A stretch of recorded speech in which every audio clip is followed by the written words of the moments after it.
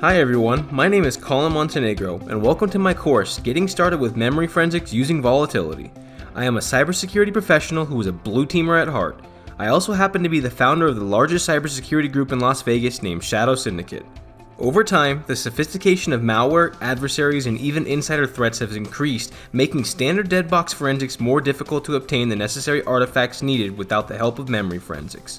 It is critical that forensic examiners and incident responders have the ability to perform memory forensics in order to ensure they are not leaving key evidence behind that can be used to help solve a forensics investigation.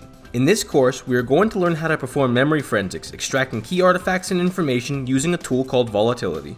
Some of the major topics that we will cover include a background and description of Volatility, Volatility memory profile creation and command line basics for Linux, Volatility memory profile creation and command line basics for macOS, and Volatility command line basics for Windows. By the end of this course, you'll know how to fully leverage Volatility to perform memory forensics on a memory image to help gather key artifacts for a forensics investigation. Before beginning the course, you should be familiar with the fundamental concepts of digital forensics as well as a basic understanding of the Linux, macOS, and Windows operating systems and their command line interfaces. I hope you'll join me on this journey to learn how to use Volatility to perform memory forensics with the Getting Started with Memory Forensics Using Volatility course at Pluralsight.